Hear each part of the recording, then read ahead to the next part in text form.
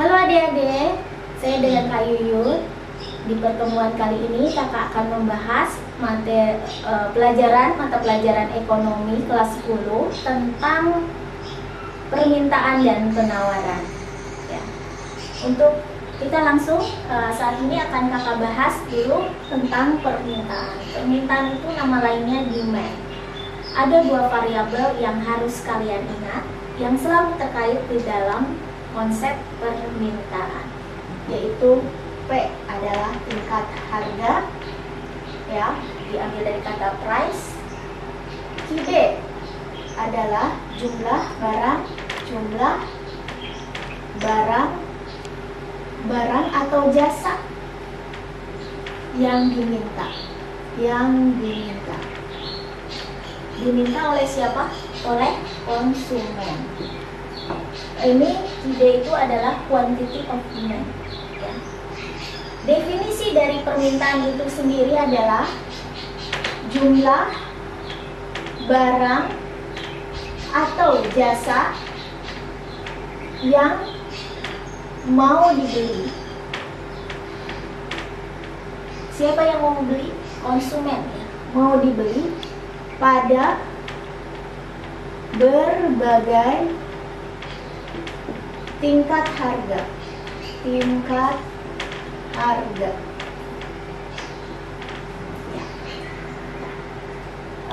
Ada lagi yang perlu yang biasa di dalam konsep permintaan itu adalah hukum permintaan atau law of demand. Ya.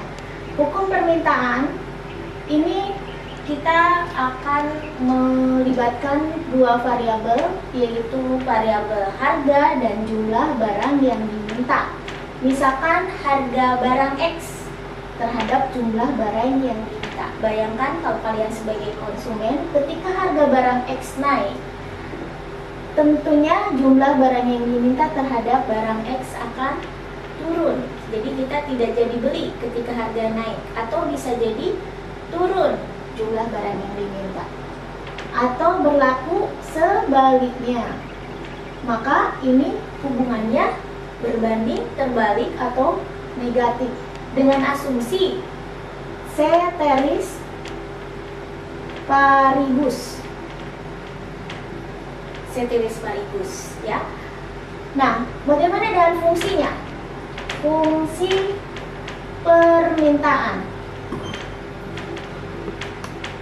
Nah, kalian mungkin waktu kelas 8 di matematika ada pelajaran persamaan garis. Dalam persamaan garis itu rumusnya Y sama dengan MX plus C. Y di sini adalah variabel harga. X di sini adalah variabel quantity of demand. Karena hubungannya ini terhadap X, nih X, karena hubungannya berbanding terbalik, maka gradiennya negatif.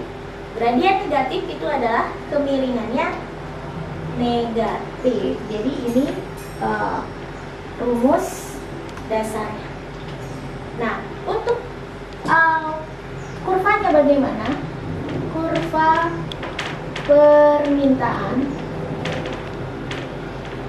karena dalam persamaan garisnya gradiennya negatif, maka gambarnya ini sebagai quantity of demand-nya, ini adalah harga yang slope di sini, yang vertikalnya, maka slope-nya ini akan negatif.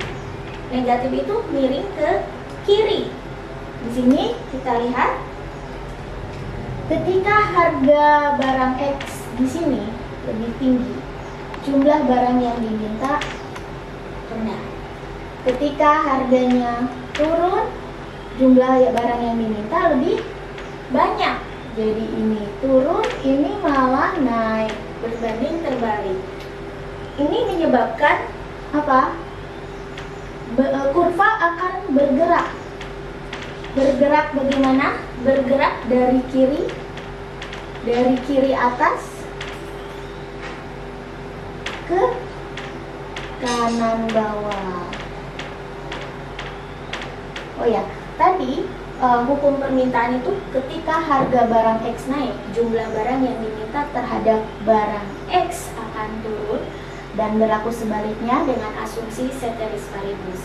Apa itu ceteris paribus? Ceteris paribus itu adalah faktor-faktor lain yang mempengaruhi permintaan bersifat tetap. Nah, ini kakak akan bahas maksudnya apa yang dimaksud dengan faktor-faktornya. Kita bahas dulu faktor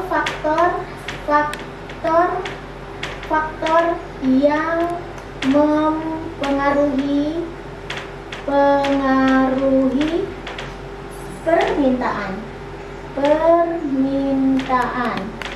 Untuk mempermudah kalian mengingat, kalau di matematika kan ada bentuk fungsi seperti ini, y sama dengan fx. Besar kecilnya y dipengaruhi oleh x. Kita ganti. Besar kecilnya jumlah barang yang diminta terhadap x itu dipengaruhi oleh harga barang itu sendiri. Maka fx itu adalah definisinya adalah harga barang itu sendiri. Terus ada lagi harga barang lain, satu-satu akan ditulis. Ada pendapatan, selera konsumen, dan prediksi di masa yang akan datang terhadap harga. PY adalah harga barang lain. Harga barang lain. Di sini apa? Harga barang apa? Substitusi. Substitusi dan apa? Komplementer. Substitusi barang apa? Pengganti.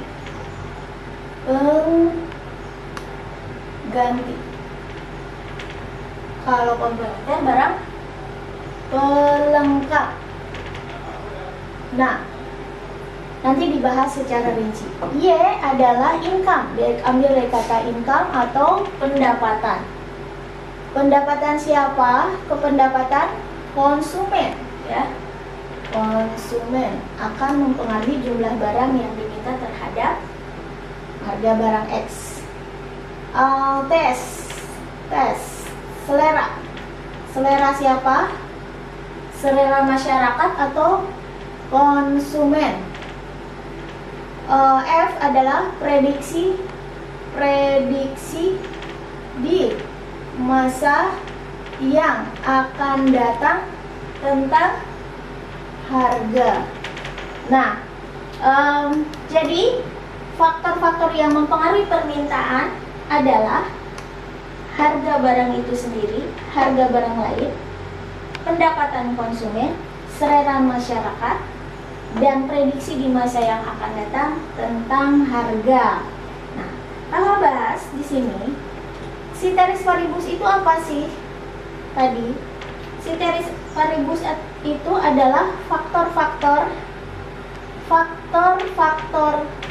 lain yang mempengaruhi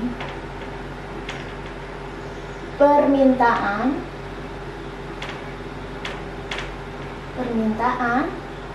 bersifat tetap. Jadi kata kuncinya faktor lain yang mempengaruhi permintaan bersifat tetap. Faktor lainnya apa? Yaitu ini, ya. Ini bersifat tetap.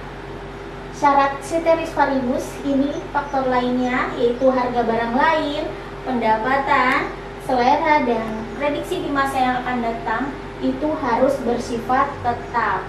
Bagaimana kalau berubah? Kalau berubah, faktor lainnya itu berubah, itu tidak akan terjadi lagi ceteris paribus, ya. Sebagai contoh, misalkan contoh ya, di sini ketika pendapatan